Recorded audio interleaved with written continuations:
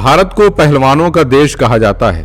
देश के न सिर्फ पुरुष पहलवानों ने बल्कि महिला पहलवानों ने भी दुनिया भर में अपना लोहा मनवाया है। यही कारण है कि ओलंपिक खेलों में भारत को हमेशा से ही मेडल मिलते रहे हैं। हालांकि आक्रांता मुगल आए और उन्होंने देश में ऐसी स्थिति पैदा कर दी जिससे महिलाओं को मिले समानता के अधिकार छीनते चले गए। यही कारण है भारत में एक दौर ऐसा भी आया जब सिर्फ पुरुष ही पहलवानी और कुश्ती कर सकते थे। कोई सोच भी नहीं सकता था कि महिला भी पहलवानी कर सकती है। लेकिन उस दौर में इन सब से हटकर एक ऐसी महिला कुश्ती के अखाड़े में उतरी जिसके सामने कोई पुरुष पहलवान टिक नहीं पाया। दरअसल हम बात कर रहे हैं देश की पहली पेशेवर महिला पहलवान हमीदा बानो की। आज उनकी चर्चा इसलिए हो रही है क्योंकि गूगल ने 4 मई 2024 को हमीदा बानो डूडल के जरिए याद किया है। उनका जन्म यूपी के मिर्जापुर में हुआ था।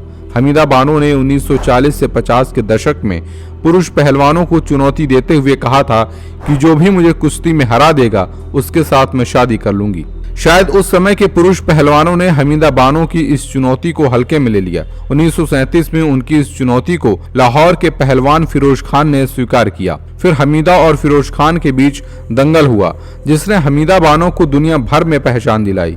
इस दंगल में हमीदा बानो ने फिरोज खान को बुरी तरह से हराया, जिसके बाद देश दुनिया में उनकी चर्चा होने लगी। हमीदा का यह पुरुष पहलवानों के साथ ये आखिरी मुकाबला नहीं था। पहलवान फिरोज खान को हराने के बाद उन्होंने कोलकाता में प्रसिद्ध पहलवान खड़क सिंह को हराया। बाद में वो कई अन्य पुरुष पहलवानों को दंगल में पटकनी देती रही। बताया जाता है कि हमीदा बानो का वजन 107 किलो और लंबाई 5 फीट 3 इंच थी। शरीर के हिसाब से उनकी डाइट भी खूब थी। कहते हैं वो प्रतिदिन 6 लीटर दूध, 3 से 4 लीटर सूप और 3 लीटर फलों का जूस पीती थी। इसके अलावा वो प्रतिदिन 3 से 4 किलो नॉनवेज, 8 से 10 अंडे, रोटी, सब्जी, बिरयानी और प्रतिदिन 450 ग्राम मक्खन खाती थी। प्रतिदिन 9 घंटे सोना और 6 घंटे एक्सरसाइज करना उनकी दिनचर्या में शामिल था। कहा जाता है कि सोने और एक्सरसाइज करने के समय को छोड़कर वो दिन भर खाती ही रहती थी। साल 1954 आने तक हमीदा बानो दुनिया भर में प्रसिद्ध हो गई थी। लेकिन कुछ लोगों ने यह भ्रम फैलाया कि वो दंगल में डमी पुरुष पहलवानों से लड़ती हैं, इसीलिए उनको जीत मिलती है। लेकिन लोगों की यह गलतफहमी तब दूर हो गई जब उन्होंने रूस के फेमस पहलवान वीरा चस्तेलिन को सिर्फ 1 मिनट में पटखनी दे दी। इससे लोग चकित रह गए। इस घटना के बाद पहलवानों के दिल में हमीदा बानो के प्रति डर बैठ गया। उस समय के चर्चित पहलवान छोटा गामा ने प्रतियोगिता आरंभ होने से पहले ही दंगल में उतरने से मना कर दिया था।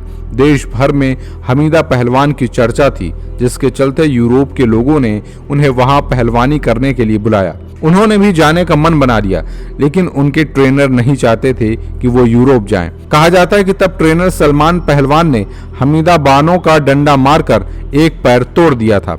यहीं से उनके करियर का ग्राफ नीचे गिरता गया।